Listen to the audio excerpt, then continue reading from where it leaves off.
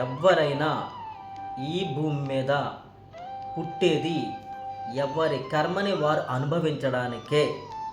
అది మంచిగా కానీ లేదు చెడుగా కానీ.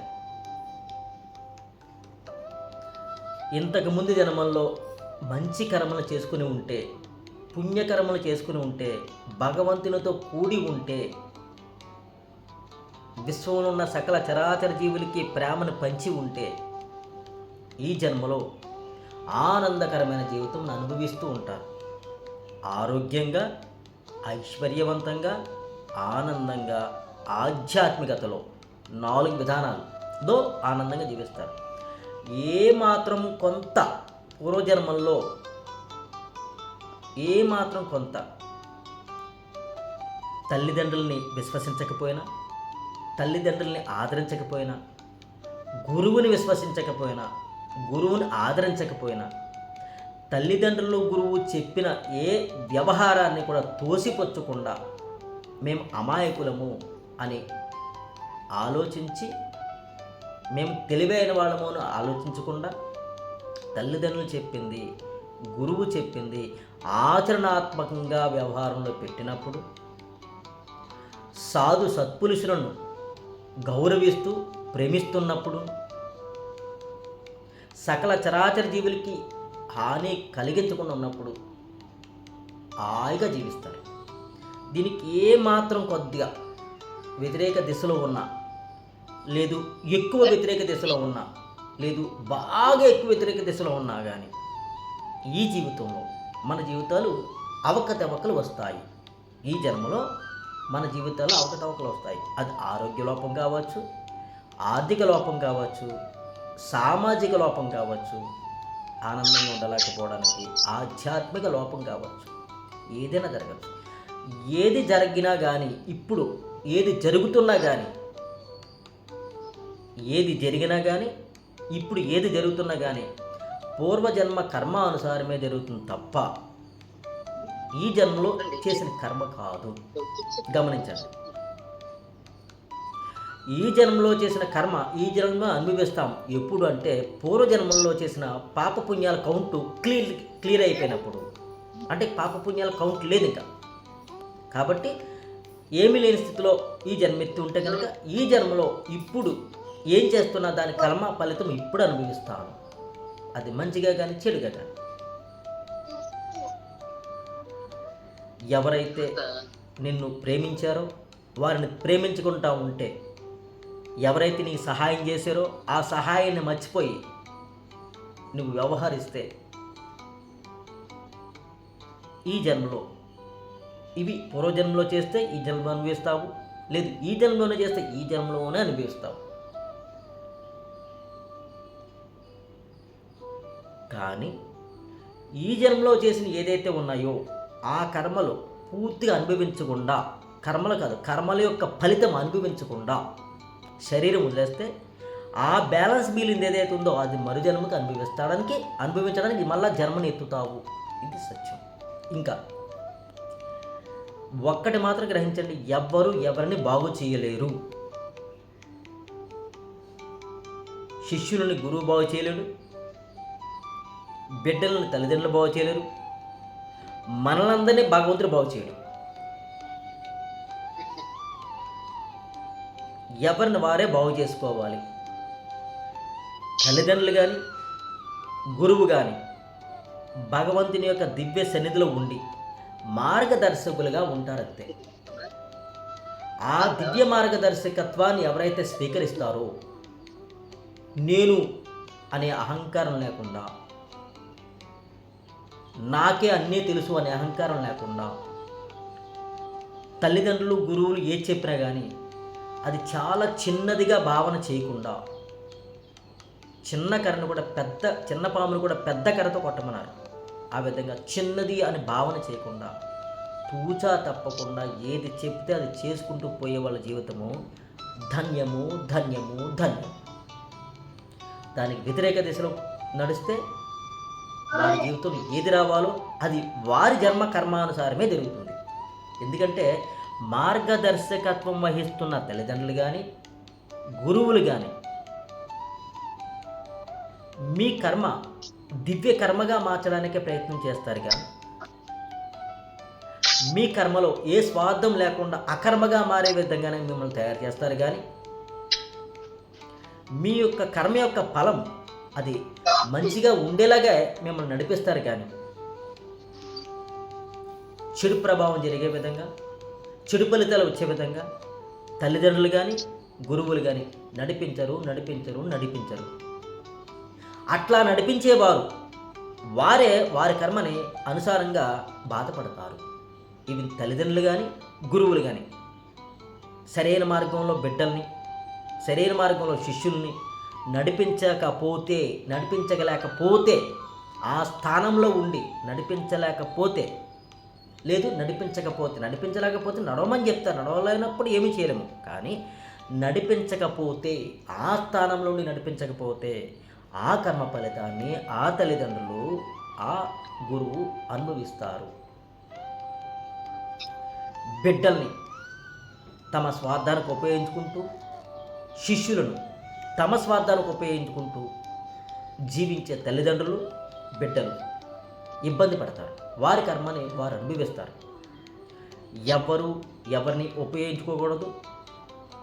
ఎవరైనా సరే ఇతరులకు సహాయం చేయడానికే జీవిస్తుండాలి. ఆ సహాయం జీవించే విధానంలో తాను ఎక్కడా కూడా నష్టపోకూడదు, కష్టపడకూడదు, బాధపడకూడదు. ఎంత చేయాలో అంతే చేయాలి నిస్వార్థంగా. కానీ ఎవరి కర్మని ఎవరు బాగు చేయలేరు. ఎవరి కర్మను వాళ్ళే బాగు చేసుకోవాలి. ఎలా? చెప్పింది విని అర్థం చేసుకుని పాటించుకుని నడిస్తే ఎవరి కర్మని వారు బాగు చేసుకోవచ్చు. అంటే నిన్న జరిగిపోయిన కర్మకి యొక్క ఫలితాన్ని బాగు చేయడం ఎవరి వల్ల కాదు. అలా జరుగుతుంది అని పూజలు చేయండి, పునస్కారాలు చేయండి, యజ్ఞాలు చేయండి, యాగాదులు చేయండి, హోమాలు చేయండి, దానాలు చేయండి, తీర్థయాత్రలు చేయండి, పుణ్యక్షేత్రాలు నడవండి, మునగండి, లెగండి అని చెప్పే వాళ్ళందరూ తప్పు. ఇవన్నీ కూడా పనికొస్తాయి రేపటికి. కానీ నిన్న జరిగిపోయిన దానికి ఇప్పుడు మాత్రం మీ వల్ల కాదు, నా వల్ల కాదు, దేవుడి వల్ల కూడా కాదు. నేను వేప విత్తనం నాటితే వేప మొక్కే వస్తుంది, వేప పండే వస్తుంది. మామిడి పండు రాదు, జామ పండు రాదు. మామిడి విత్తనం నాటితే మామిడి కాయ వస్తుంది, మామిడి పండు అవుతుంది. వేప కాయ రాదు, చింతపండు రాదు. ఏది నాటితే అదే వస్తుంది.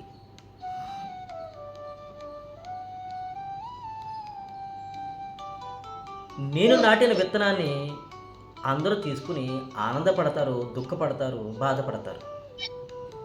అంటే నా కర్మానుసారం నేను పుట్టిన తర్వాత నేను బాధపడేదే కాకుండా నా తల్లిదండ్రులుగా ఉన్నవాళ్ళు, నా అక్క చెల్లెలుగా ఉన్నవాళ్ళు, నా అన్నదమ్ములుగా ఉన్నవాళ్ళు నా జీవితాన్ని చూసి బాధపడతారు, నా జీవితాన్ని చూసి సంతోషపడతారు. వీళ్ళు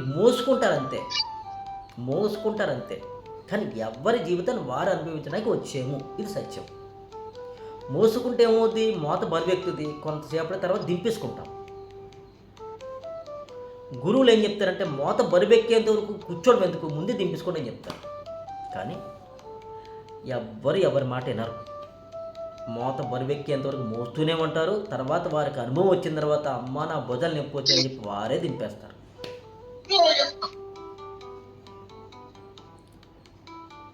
శ్రమ ఎందుకు పడతారు అని ముందుగా తల్లిదండ్రులు కానీ గురువులు కానీ చెప్తారు. లేదు మేము శ్రమ పడతాము అంటారు, పడతారు. దానికి ఎవరు ఏం చేయలేరు. కాబట్టి తల్లిదండ్రులను ప్రేమించండి, కుటుంబ సభ్యులను ప్రేమించండి, గురువుని విశ్వసించండి, చెప్పింది చేసుకుంటూ పోండి.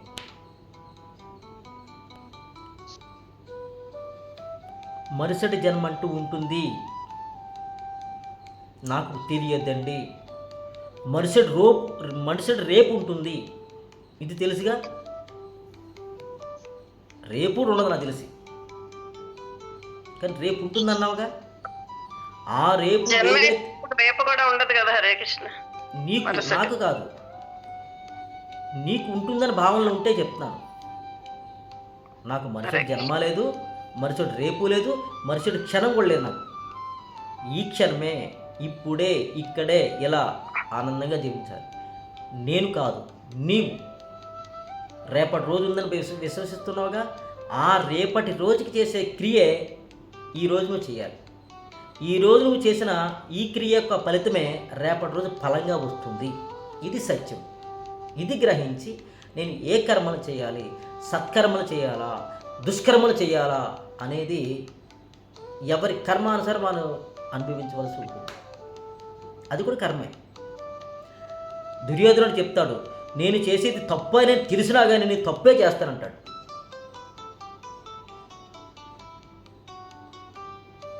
నేను చేసేది తప్పు అని తెలిసినా కానీ తప్పే చేస్తాను అంటే తన కర్మ ఫలితం తను అనుభవించడానికి రెడీగా ఉన్నాడు, అదే చేస్తాడు, తనకు అదే ఇష్టం. ధర్మరాజు ఉన్నాడు, నేను చేసే కార్యం మంచిదా చెడుదని ఆలోచిస్తుంటాడు. ఆ సందర్భంలో భగవంతుని యొక్క సలహాలు తీసుకుంటుంటాడు. కానీ తనకు ఒక ధర్మం ఉంది, ఆ ధర్మానుసారంలో ఏ ఛాలెంజెస్ వచ్చినా తాను ఎదుర్కొంటాడు. ఉదాహరణకి జోదం తప్పు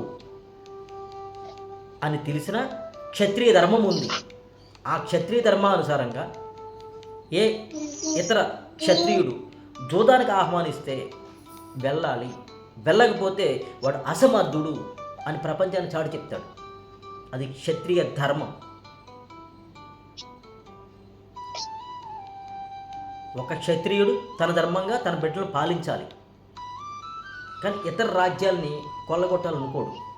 కానీ పొరుగు రాజ్యం వాడు నీ దేశాన్ని కొల్లగొట్టడానికి వచ్చినప్పుడు నేను మంచివాడిని, నేను ధర్మంలో ఉన్నాను, నేను ఎవరిని చంపను అని కూర్చునిపోతే నీ రాజ్యం నుంచి కబలిస్తాడు. లేదు, నిన్ను దుయ్యపడతాడు, నువ్వు ఎందుకు చేతకాని వాడివి అంటాడు. కాబట్టి వాడు తొడగొడితే వీడు కూడా తొడగొట్టాల్సిందే. ఇది ధర్మము. కానీ తాను ఎప్పుడు కూడా తొడగొట్టడానికి వెళ్ళకూడదు. ఇలా ధర్మ అధర్మాల్ని విశ్లేషణ చేసుకుంటూ జీవితాన్ని నడిపించుకెళ్ళాలి. ఇది గురువు అన్వేషణలో మాత్రమే జరుగుతుంది, గురు మార్గదర్శకత్వంలో మాత్రమే జరుగుతుంది. ఆ గురువు అవ్వచ్చు, తల్లిదండ్రులు కావచ్చు, గురువు కూడా కావచ్చు, ఎవరైనా గురువు తరహాలోనే ఉంటారు. రైట్, అర్థమైందా?